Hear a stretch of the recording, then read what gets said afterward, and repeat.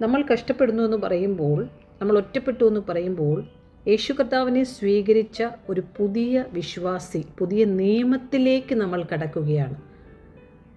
നമ്മുടെ പഴയ മനുഷ്യനെന്ന ആദാമിയിലുണ്ടായിരുന്ന പഴയ ജീവിതം ദൈവത്തിൻ്റെ മുമ്പാകെ അവസാനിക്കുകയാണ് അവിടെ. ഇതൊരു ദൈവ പൈതൽ മനസ്സിലാക്കുമ്പോഴാണ് അവൻ്റെ ജീവിതത്തിൽ പ്രകാശം വർദ്ധിക്കുവാനിടയാകുന്നത്. Because Jesus is light, he's a way, he's a truth. അത് ക്രൂശിക്കപ്പെട്ടിരിക്കുകയാണ് നമ്മൾ അവിടെ. അത് മരിച്ചുപോയി എന്ന് പറഞ്ഞാൽ അവിടെ നമ്മൾ ക്രൂശിക്കപ്പെട്ടിരിക്കുകയാണ്. ഇനി നമുക്കൊന്നും ചെയ്യാൻ പറ്റില്ല. We are finished there now. Galatians chapter 2:20 പറയുന്നത് പോലെ ക്രിസ്തുവാണ് എന്നിൽ വസിക്കുന്നത്. ഈ ഒരു ചിന്ത ഒരു മനുഷ്യൻ്റെ ഉള്ളത്തിലേക്ക് വരുമ്പോൾ, ഒരു ദൈവ പൈതലിൻ്റെ ജീവിതത്തിലുണ്ടാകുമ്പോൾ, അവൻ വിക്ടോറിയസ് ലൈഫ് അവൻ്റെ ജീവിതത്തിലുണ്ടാകും. മത്തായി സുവിശേഷം 10-ാം അധ്യായത്തിൻ്റെ 31-ാം വാക്യത്തിൽ പറഞ്ഞു, തൻ്റെ ജീവനെ കണ്ടെത്തിയവൻ അതിനെ കളയും, എൻ്റെ നിമിത്തം തൻ്റെ ജീവനെ കളഞ്ഞവൻ അതിനെ കണ്ടെത്തും. നമ്മൾ നമ്മുടെ പുതിയ ജീവനെ, ആത്മാവിലുള്ള നിത്യജീവനെ നമ്മൾ കണ്ടെത്തിയെങ്കിൽ നമ്മുടെ പഴയ മനുഷ്യനെ ഓർത്തിനെ ദുഃഖിക്കരുത്. പുതിയ കാര്യങ്ങളെക്കുറിച്ച് ചിന്തിക്കുക. Your old has gone, the new has come. മത്തായി സുവിശേഷം 10-ാം അധ്യായത്തിൽ ദൈവം നമുക്ക് സകല അധികാരങ്ങളും തരുന്നു. അനന്തരം അവൻ തൻ്റെ 12 ശിഷ്യന്മാരെയും അടുക്കൽ വിളിച്ച് അശുദ്ധാത്മാക്കളെ പുറത്താക്കുവാനും സകലവിധ ദീനവും വ്യാധിയും പൊറപ്പിപ്പാനും അവർക്ക് അധികാരം കൊടുത്തു. സ്വർഗരാജ്യം സമീപിച്ചിരിക്കുന്നു എന്ന് ഘോഷിപ്പിൻ, രോഗികളെ സൗഖ്യമാക്കുവിൻ, മരിച്ചവരെ ഉയർപ്പിപ്പിൻ, കുഷ്ഠരോഗികളെ ശുദ്ധമാക്കുവിൻ, ഭൂതങ്ങളെ പുറത്താക്കുവിൻ, സൗജന്യമായി നിങ്ങൾക്ക് ലഭിച്ചു, സൗജന്യമായി കൊടുപ്പിൻ. മടിശീലയിൽ പൊന്നും വെള്ളിയും ചെമ്പും വഴിക്ക് പൊക്കണവും 2 ഉടുപ്പും ചെരുപ്പും വടിയും കരുതരുത്. വേലക്കാരൻ തൻ്റെ ആഹാരത്തിന് യോഗ്യനല്ലോ. ഏതു പട്ടണത്തിലോ ഗ്രാമത്തിലോ കടക്കുമ്പോൾ അവിടെ യോഗ്യൻ ആരെന്ന് അന്വേഷിപ്പിൻ. പുറപ്പെടുവോളം അവിടെ തന്നെ പാർപ്പിൻ. ഒരു വീട്ടിൽ ചെല്ലുമ്പോൾ അതിന് വന്ദനം പറയുവിൻ.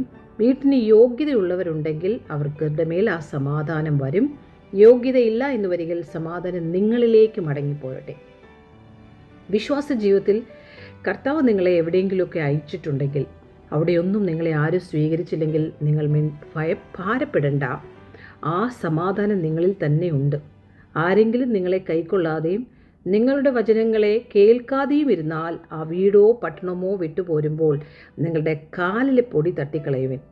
കാരണം ഇതിങ്ങനെ സംഭവിക്കുമെന്ന് ഒരു ദൈവ പൈതൽ മനസ്സിലാക്കണം. അപ്പുമുണ്ട്, ഡൗണുമുണ്ട്.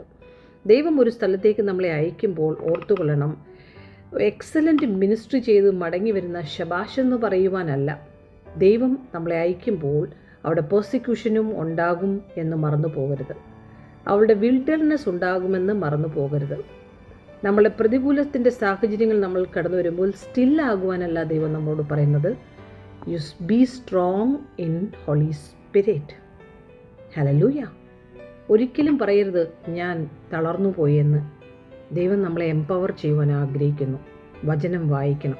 ചെന്നായ്ക്കളുടെ മുമ്പിലാണ് നമ്മളെ ആക്കിയിരിക്കുന്നതെന്ന് 16-ാം വാക്യം പറയുന്നു. നമ്മൾ എന്ത് ചെയ്യണം? പ്രാവിനെ പോലെ കളങ്കമില്ലാത്തവരാകണം, പാമ്പിനെ പോലെ ബുദ്ധിയുള്ളവരാകണം. ന്യായാധിപ സഭകളിൽ നമ്മളെ ചമ്മട്ടി കൊണ്ട് അടിക്കുകയും ഏൽപ്പിക്കുകയും ചെയ്യുമ്പോൾ അവർക്കും ജാതികൾക്കും ഒരു സാക്ഷ്യമായിരിക്കണമെന്നാണ് നമ്മൾ അവർക്കൊരു സാക്ഷ്യമായിരിക്കും ആ സമയത്ത്. എന്നാൽ നിങ്ങളെ ഏൽപ്പിക്കുമ്പോൾ എങ്ങനെയോ എന്തോ പറയേണ്ടെന്ന് വിചാരപ്പെടേണ്ട. പറയുവാനുള്ളത് ആ നാഴികയിൽ തന്നെ നിങ്ങൾക്ക് ലഭിക്കും. പറയുന്നത് നിങ്ങളല്ല, നിങ്ങളിൽ പറയുന്ന നിങ്ങളുടെ പിതാവിൻ്റെ ആത്മാവത്രേ. നമ്മൾ പറയുന്നത് കൊണ്ടാണ് തെറ്റുപറ്റുന്നത്. ദൈവത്തിൻ്റെ ആത്മാവ് സംസാരിക്കുമ്പോൾ അവിടെ വലിയൊരു ദൈവപ്രവൃത്തി ഉണ്ടാകും. വർഷങ്ങൾക്ക് മുമ്പ് 2010 അങ്ങനെ ഒരു അനുഭവത്തിലൂടെ ഞാൻ കടന്നു പോയപ്പോൾ ഞാൻ പോലുമല്ല ആ വിഷയത്തിൻ്റെ മേൽ സംസാരിച്ചത്. ദൈവത്തിൻ്റെ ആത്മാവാണ് എൻ്റെ ഹസ്ബൻഡിനോട് സംസാരിച്ചത്. ഇന്നുവരെയും ആ വിഷയത്തിൻ്റെ മേലൊരു ആർഗ്യുമെൻ്റ് ഉണ്ടായിട്ടില്ല. ദൈവത്തെ സ്നേഹിക്കുന്നവർക്ക്, നിർണയപ്രകാരം വിളിക്കപ്പെട്ടവർക്ക് സകലവും നന്മയ്ക്കായി കൂടി വ്യാപരിക്കുന്നു. ഈ ശിഷ്യന്മാരെ അയക്കുമ്പോൾ അവരോട് പറയുന്നുണ്ട്, കാണാതെ പോയ ആടുകളുടെ അടുക്കിലേക്ക് തന്നെ ചെല്ലുവിൻ. ഇസ്രായേൽ മക്കളുടെ അടുക്കിലേക്ക് നിങ്ങൾ ചെല്ലുവിൻ. നിങ്ങൾ പോകുമ്പോൾ സ്വർഗരാജ്യം സമീപിച്ചിരിക്കുന്നു പറയണം. നിങ്ങൾ എവിടെയൊക്കെ പോകരുതെന്നാണ് പറയുന്നത്. നിങ്ങൾ ജാതികളുടെ ഇടയിൽ പോകാതെയും ശമരിയ പട്ടണങ്ങളിൽ കടക്കാതെയും ഇസ്രായേൽ ഗൃഹത്തിൽ കാണാതെ പോയ ആടുകളുടെ ഇടയ്ക്ക് നിങ്ങൾ പോകേണ്ടത്. അപ്പോഴാണ് പറഞ്ഞത് നിങ്ങൾ ഇതൊന്നും വഹിക്കണ്ട എന്ന്. പക്ഷേ പിന്നീട് അവരുടെ യാത്രയിൽ അവരുടെ വഴികളെ എൻലാർജ് ചെയ്യുകയാണ്. അവരുടെ വഴികളെ അവിടെ ലിമിറ്റ് ചെയ്യുകയല്ല, പിന്നെ അവരെ പുറത്തേക്ക് അയക്കുകയാണ്. ലൂക്കോസ് സുവിശേഷം 22 നമ്മൾ 35 മുതലുള്ള വാക്യങ്ങളിൽ കാണുന്നു. സോ പലപ്പോഴും നമ്മൾ സ്റ്റില്ലായി പോകുന്നു. എന്തുകൊണ്ട്, എങ്ങനെയെന്ന് ചോദിക്കും. ഒരു പട്ടണത്തിൽ നിങ്ങളെ ഉപദ്രവിച്ചാൽ മറ്റൊന്നിലേക്ക് ഓടിപ്പോകുവിൻ.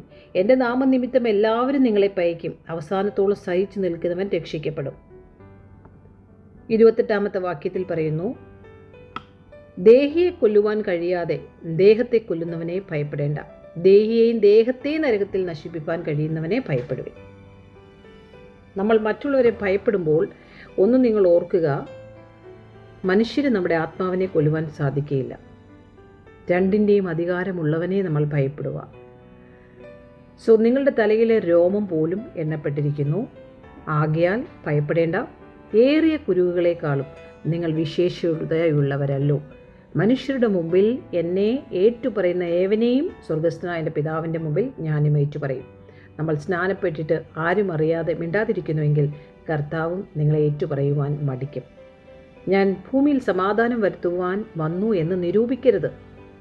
സമാധാനമല്ല, വാളത്രേ വരുത്തുവാൻ ഞാൻ വന്നത്.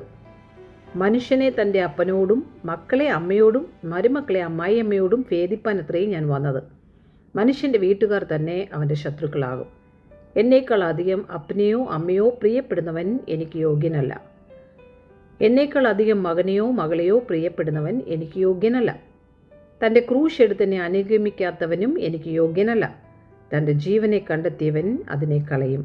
എൻ്റെ നിമിത്തം തൻ്റെ ജീവനെ കളഞ്ഞവൻ അതിനെ കണ്ടെത്തും. സോ പ്രേഷ്യസായ ഒരു ജീവൻ നമുക്ക് ലഭിച്ചപ്പോൾ നമ്മുടെ ഈ ലോകത്തിലുള്ള സ്നേഹത്തിൽ ദൈവത്തിൻ്റെ സ്നേഹത്തെ നമ്മൾ മറന്നുപോകുന്നു. അത്യന്തമായ നമുക്ക് നിത്യജീവൻ തന്ന ആ ക്രിസ്തുവിലൂടെ പൂർണ്ണാത്മാവോടും പൂർണ്ണ മനസ്സോടും പൂർണ്ണ ഹൃദയത്തോടും കർത്താവിനെ സ്നേഹിക്കുവാൻ നമ്മൾ എഴുന്നേൽക്കുമ്പോൾ നമ്മുടെ വഴികളെ സ്ഥിരപ്പെടുത്തുന്ന ഒരു ദൈവത്തിൻ്റെ പ്രവൃത്തി നമ്മൾ കാണുവാനിടയാകും. നമുക്ക് പ്രതിഫലം സ്വർഗത്തിലുണ്ടെന്ന് അവസാന വാക്യങ്ങളിൽ പറയുന്നു. പ്രവാചകനെ കൈക്കൊള്ളുന്നവന് പ്രവാചകൻ്റെ പ്രതിഫലവും നീതിമാൻ എന്ന് വെച്ച് നീതിമാനെ കൈക്കൊള്ളുന്നവന് നീതിമാൻ്റെ പ്രതിഫലവും ലഭിക്കും. ശിഷ്യർ എന്ന് വെച്ച് ഈ ചെറിയവനിൽ ഒരുത്തനൊരു പാത്രം തണ്ണീർ മാത്രം കുടിപ്പാൻ കൊടുക്കുന്നവന് പ്രതിഫലം കിട്ടാതെ പോകുകയില്ല എന്ന് ഞാൻ സത്യമായിട്ട് നിങ്ങളോട് പറയുന്നു. ലോകത്തിൻ്റെ കാഴ്ചപ്പാടിലോ ലോകത്തിൻ്റെ ഇഷ്ടത്തിനോ ലോകത്തിൻ്റെ സന്തോഷത്തിനു വേണ്ടി കൊടുക്കുന്നതിനെക്കുറിച്ചല്ല ഇവിടെ പറഞ്ഞത്. ഇവിടെ 3 പേരെയും കുറിച്ച് പറഞ്ഞത് ആത്മീയമായ കാര്യങ്ങളെക്കുറിച്ചാണ്.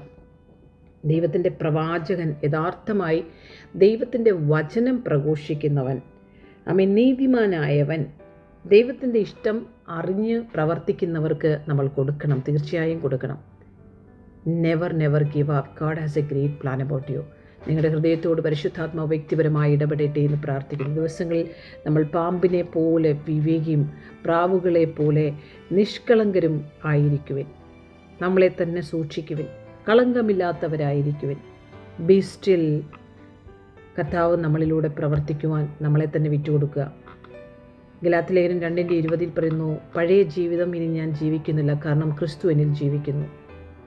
നമ്മൾ ഈ ശരീരത്തിൽ ജീവിക്കുന്നുവെങ്കിലും ആദാമ്യ ജീവിതം ക്രൂശിക്കപ്പെട്ടിരിക്കുകയാണ്. ഇനി അവിടെ ജീവിക്കുന്നത് ക്രിസ്തുവാണ്. The old has gone, the new has come. അതുകൊണ്ട് പ്രിയ ദൈവമക്കളെ, വളരെ ധൈര്യത്തോടുകൂടി 2 കൊരിന്ത്യർ 5:17 പ്രകാരം നിങ്ങൾ പുതിയ സൃഷ്ടിയായെങ്കിൽ ആ പുതിയ ജീവനിൽ നിങ്ങൾ നടക്കുക. Never give up. മത്തായി സുവിശേഷം 10-ാം അധ്യായത്തിലൂടെ ദൈവത്തിൻ്റെ ആത്മാവ് നമ്മുടെ മേൽ പകർന്ന അധികാരത്തെ ഉപയോഗിക്കുക. ഭയപ്പെടരുത്. ഭീരുത്വത്തിൻ്റെ ആത്മാവിനെ അല്ല കർത്താവ് നമുക്ക് തന്നത്. 2 തിമോത്തിയോസ് 1:7 പറയുന്നു, ഭീരുത്വത്തിൻ്റെ ആത്മാവിനെ അല്ല, ജയത്തിൻ്റെയും ഘോഷത്തിൻ്റെയും സന്തോഷത്തിൻ്റെയും സമാധാനത്തിൻ്റെയും ആത്മാവിനെയാണ് നമ്മുടെ കയ്യിൽ തന്നത്. ചെന്നായ്ക്കളുടെ മുമ്പിൽ നമ്മൾ പെട്ടുപോകുമ്പോൾ നിങ്ങൾ ബുദ്ധിയുള്ളവരും കളങ്കമില്ലാത്തവരുമായിരിക്കുവിൻ. അവിടെ സംസാരിക്കുന്നത് യേശു കർത്താവിൻ്റെ ആത്മാവായിരിക്കും. 19-ാമത്തെ വാക്യത്തിൽ പറയുന്നു, എന്നാൽ നിങ്ങളെ ഏൽപ്പിക്കുമ്പോൾ എങ്ങനെയോ എന്തോ പറയേണ്ടു എന്ന് വിചാരപ്പെടേണ്ട. പറയുവാനുള്ളത് ആ നാഴികയിൽ തന്നെ നിങ്ങൾക്ക് ലഭിക്കും. പറയുന്ന നിങ്ങളല്ല, നിങ്ങളിൽ പറയുന്ന നിങ്ങളുടെ പിതാവിൻ്റെ ആത്മാവത്രേ. ഹല്ലേലൂയ. എൻ്റെ നാമനിമിത്തം നിങ്ങളെ എല്ലാവരും പകയ്ക്കും, അവസാനത്തോളം സഹിക്കും. പിടിച്ചു നിൽക്കുന്നവനോ രക്ഷിക്കപ്പെടും. Thank you Jesus. എന്നാൽ ഒരു പട്ടണത്തിൽ നിങ്ങളെ ഉപദ്രവിച്ചാൽ മറ്റൊന്നിലേക്ക് ഓടിപ്പോകുവിൻ. മനുഷ്യപുത്രൻ വരുവോളം നിങ്ങൾ ഇസ്രായേൽ പട്ടണങ്ങളിലെ സഞ്ചരിച്ച് തീരുകയില്ല എന്ന് സത്യമായിട്ട് ഞാൻ നിങ്ങളോട് പറയുന്നു. കർത്താവ് നിങ്ങളെ സഹായിക്കട്ടെ. കർത്താവിൻ്റെ ഇഷ്ടം ചെയ്യുവാൻ, ക്രൂശ് ചുമക്കുവാൻ, ഈ ലോകത്തിലെ ജീവനെ നേടുവാനല്ല, ആത്മീയമായ ക്രിസ്തുവിനോടുള്ള അനിത്യമായ ജീവനെ നമുക്ക് നേടിയെങ്കിൽ നമ്മുടെ പഴയ മനുഷ്യൻ മരിച്ചിരിക്കുന്നു. ചത്ത മനുഷ്യരുടെ കൂടെ നടക്കുന്നതല്ല കഴിവൻ, ജീവനുള്ളവരുടെ കൂടെ നടക്കുന്നതാണ് കഴിവൻ. ഹല്ലേലൂയ.